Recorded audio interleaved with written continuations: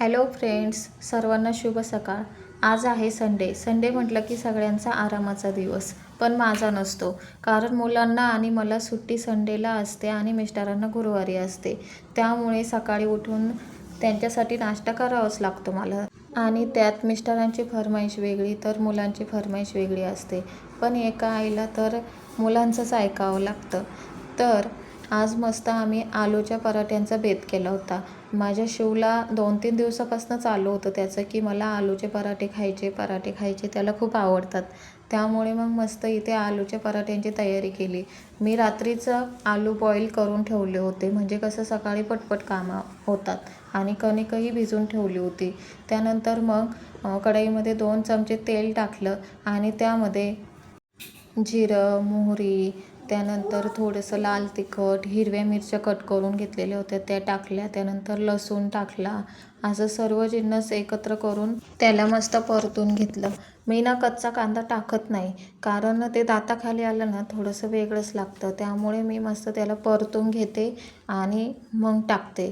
तर मग कशी टेस्ट पण छान येते आणि असं दाताखाली कचकचही लागत नाही. त्यामुळे मग मस्त त्यानंतर मग बटाटे चांगले मॅश करून घेतले. हातानेच मॅश केले. माझ्याकडं मॅशर आहे, पण हाताने कसं मस्त व्यवस्थित होतं. त्यामुळे मग मी हातानेच मॅश केले. आणि त्यामध्ये मग मीठ टाकलं थोडंसं आणि धना पावडर टाकले आणि ते चांगलं मिक्स करून घेतलं. आणि त्यामध्ये जे मिश्रण तयार केलेलं होतं कांद्याचं ते टाकलं आणि ते चांगलं मिक्स करून घेतलं. आणि त्यानंतर मग मस्त पराठे बनवायला सुरुवात केली. तर बघा, मी असं जशी आपण पुरणपोळी करतो, जसं पुरणपोळीमध्ये आपण सारण भरतो त्याप्रमाणे पराठे बनवते. तर मस्त असे पराठे होतात. कसं म्हणजे जास्त पिठाचं लागत नाही, चपातीचं जशी काही साधी चपाती असते तसं लागत नाही. मस्त बटाट्याची चटणी त्याच्यामध्ये मस्त छान टेस्ट येते. आणि मस्त तूप वगैरे लावून घेतलं. आमच्या घरी असं आहे, काहींना तुपाचे आवडतात तर काहींना तेलाचे.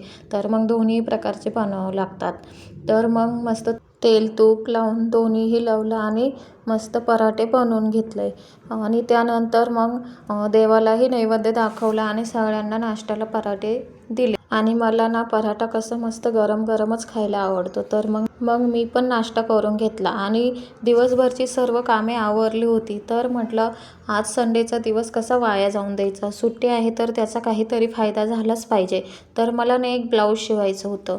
तर मग ब्लाऊज कटिंग करून घेतले आणि शिवायला सुरुवात केली.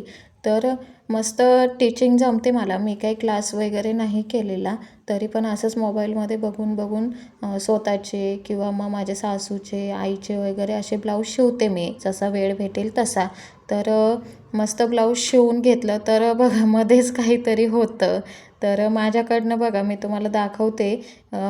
जी आपली कटोरी असते ना ती बघा कशी उलटी, म्हणजे एकाच साईडची कटोरी जॉईंट झालेली. तर बघा असं कधी तुमच्याकडनं पण होतं का, प्लीज कमेंटमध्ये कळवा. तर मस्त ब्लाऊज शिवून झाला आणि इव्हिनिंगचा टाईम झालेला होता. तर मस्त देवाला दिवा वगैरे लावून घेतला आणि चहा ठेवला. तर मस्त चहा बटर एन्जॉय केला. तर माझा मुलगा बघा, तर त्याने 4 बटर काढून आणले. तर मला म्हणतो हे सर्व बटर मलाच खायचे, तुम्ही कोणीही खाऊ नका. तर त्यावरनं तो बघा कसं डान्स केल्यागत करतोय. तर असा होता आजचा दिवस. चला इथेच एंड करू. व्हिडिओ आवडला असेल तर लाईक करा, सबस्क्राईब करा.